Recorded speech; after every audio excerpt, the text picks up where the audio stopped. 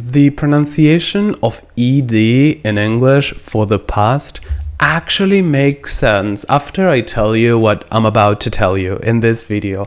It actually makes sense because it's always the same. So after watching this video, you will be able to pronounce every past with ed of verbs that you know and verbs that you don't know that you see for the first time, because I'm gonna show you the rule behind it. And I'm gonna simplify it. So in the internet, there's a lot of advice, and of course it's sometimes true, but it's also good to focus on the most important things to create a filter on what's important and what's not important. And on this video, I will create that filter for you so that you can focus on productive learning. So let's get started. The general tendency for words that end in ed is that the e is silent. And this is gonna be always your first assumption. When you see ed at the end, you take away the e and you have just the d, right? So you would say complained, complained, complained, complained, or listened, listened, listened, listened, right? Advised, advised, advised, right? So the e is silent.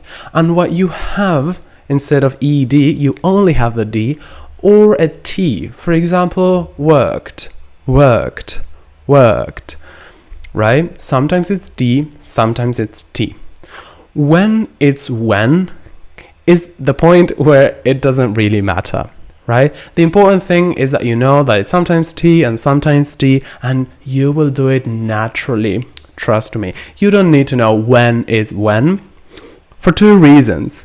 The first one is that you will do it naturally, right? You will tend to use the correct one. And the second is that there is a very, very tiny difference between T and D. They're actually very, very similar sounds. So it doesn't really make a difference, right? It doesn't complicate communication. Everybody will understand you. And really, it doesn't sound big. The difference is very, very small. So what you need to know is that it's T and D, like a d, d, d at the end.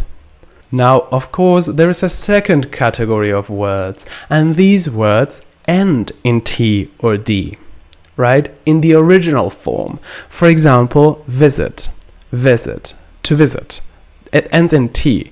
So you cannot say visited, right? You cannot take away the E of the ED because you would end up with visited, like two T's together. It doesn't make any sense. So you leave the and what happens, the way you pronounce it is So you leave the E, but you pronounce visited, visited, visited, visited.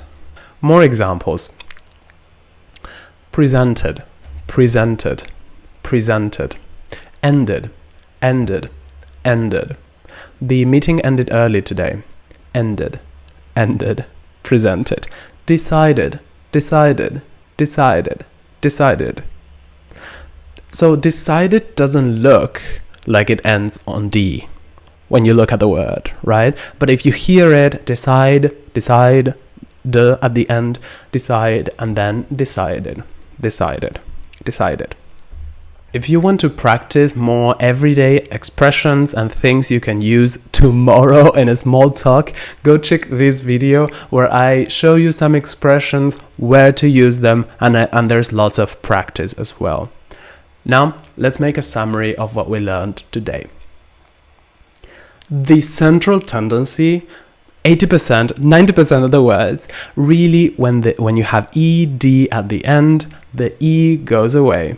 There's just a D, sometimes a T, right? This is the most important tendency. When the original word ends in a T or a D in the pronunciation with T or D, you keep the E and you pronounce it id, id, id at the end. Lovely. That was it on my side. Cheers. Take care.